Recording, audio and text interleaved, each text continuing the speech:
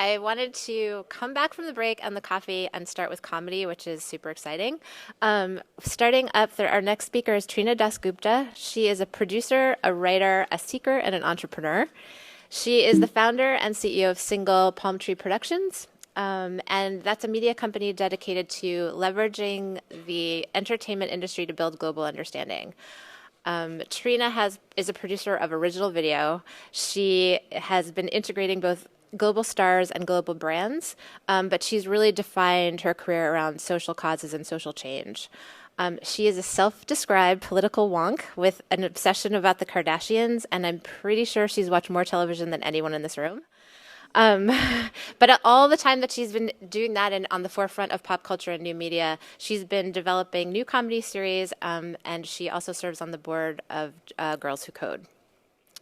I'm thrilled to have her here. I'm looking forward to hearing her talk about how satire is going to save the world. Thanks, Becca. Good morning, everyone. How are you? You sound incredibly tired. Let's try that again. Good morning, everyone. Good morning. All right, much better. So I'm really excited to be here with you today to share, I'm going to get the clicker to work first. There we go. To share a topic that is very near and dear to my heart, and this question of how can entertainment, and particularly video, help us build cultural understanding in the world. And it really starts for me, as Becca said, I'm obsessed with television, obsessed with pop culture. When I was a kid, if you're a kid in the 80s, I knew the TV guide backwards and forwards, not the app, the print version. And why this is interesting and important is that I'm also a child of recent immigrants. My parents were working all the time, and I learned how to be American by watching television. But the problem was that what the version of America that I saw on television didn't include me. It didn't really include my Black and Latino neighbors. And it made me start thinking about where I fit in the world and what does it mean to be seen and heard if you're different from the mainstream. So I started my career at MTV. I went in thinking that I was going to change diversity in television. It turns out that's harder to do than I thought, certainly at the age of 21. But I was there at a time what I called the media industry's last identity crisis. We're certainly in one right now. Some of you may remember when the MySpace deal was falling apart, YouTube first came out. I had an executive run into my office and be like, Trina, they're creating their own effing television, and losing his mind. And what I realized then, as a young, smart, tech-savvy individual working on a lot of the strategy and questions, was that we were stuck in an echo chamber asking questions about how we were doing things and not what we were trying to say. And so for me, I got out of Dodge. I spent the next 7 years of my life traveling all over the world and asking these questions and trying to better understand the world of media and social change. And so I lived in the world of international development. I fell into it. I went to South Africa originally to be of service, stayed for 2.5 years, worked across, oh, wow, you could see it all at one time, if you want. Or we could go back, maybe. I don't know what's happening. Evan, please don't kick me off the stage. All right, we're going to try this again. See, it's funny, right? This was the goal. I'm just going to wing it. So I was doing a lot of stuff in the media industry. I'm going to get to Hillary in a second. I built a mobile social network for HIV prevention. I created an enormous amount of content around very, very serious issues. We were talking about sexual health, sanitation, poverty, education, financial literacy in this world called behavior change communications. And then, getting to Hillary, I found myself quite literally sitting in the halls of power. This is at the US State Department. We were launching an initiative that I ran called M-Women that was a global public-private partnership. And what it was designed to do was address the gender gap in access to technology in emerging markets. Because you see, women were 23% less likely to access mobile phones, which we know were changing people's lives. And this was essentially a business problem. It was a segmentation issue, but there weren't any women as CMOs or CEOs in the mobile industry, and so this was happening without an intervention. So we had tremendous, I'm gonna try this again. We had tremendous support from Secretary Clinton, Cherie Blair, all of the major CEOs from the media industry. But the reason this was interesting to me is that while I sat amongst the Davos set, I realized that even in the highest echelons of power, no matter how much data you put forward or how much information is there, our decision-making is often still happening because of our own life experiences. Because our gut, which is that final decision-making tool, is informed by what we know. And what I learned in particular was two things that was really interesting. In boardroom after boardroom with CEO after CEO, I would come in armed with data. I would say, you are leaving $10 billion on the table by not thinking about the women's market.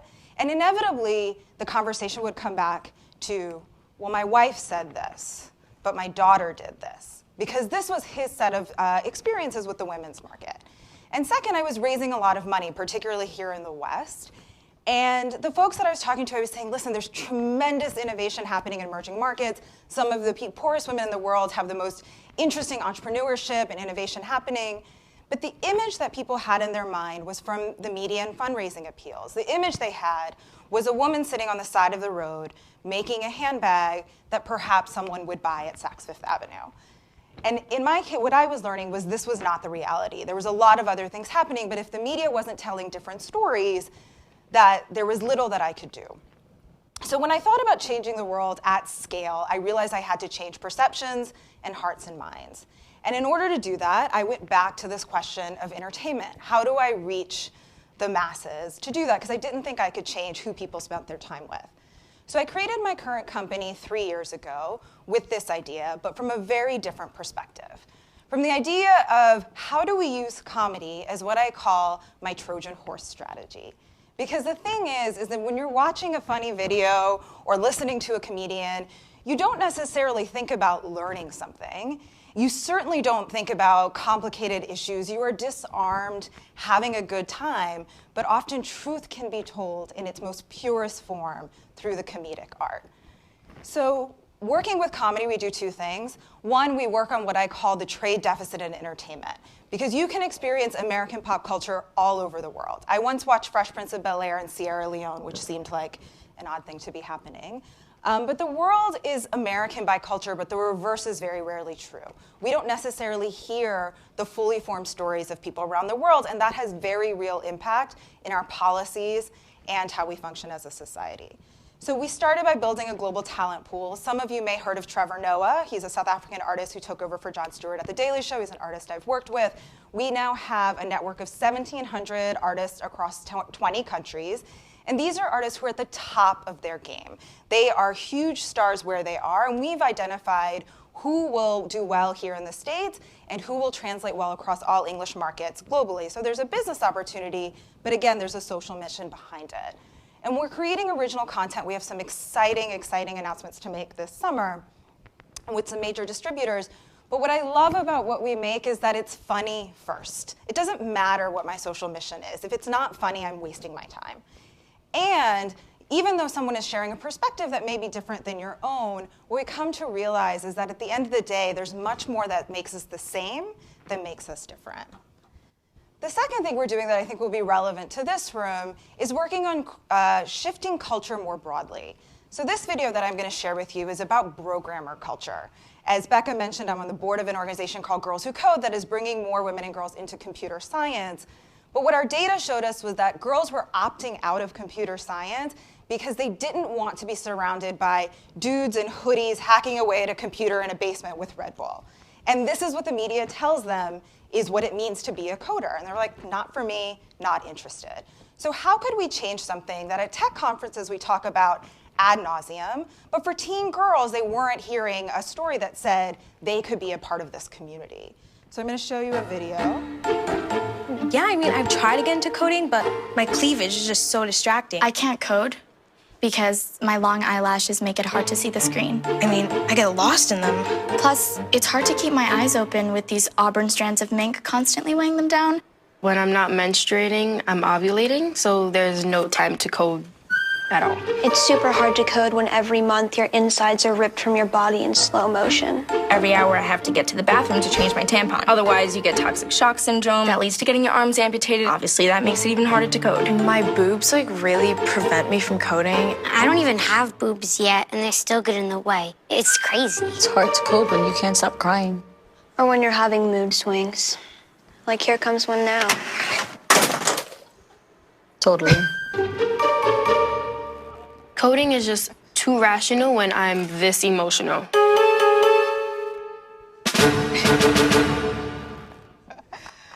Thank you. Thank you. So that was made in partnership with a great team at McCann, and you can see the results. This came out last Tuesday. Within 48 hours, we had over 1 million views on Facebook alone. The last week, we're up to 3 million.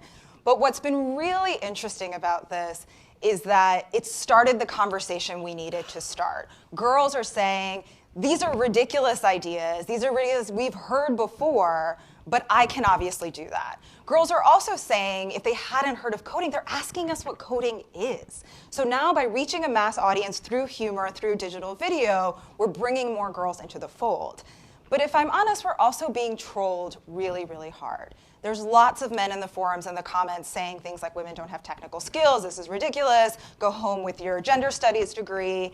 And the teen girls are coming back. And so what I can sit here and talk to you about in a small room, by using a funny video, we've started a global conversation. And started a global conversation that helps girls and people who perhaps are different in a certain culture able to be seen and heard. So I leave you with that, and thank you.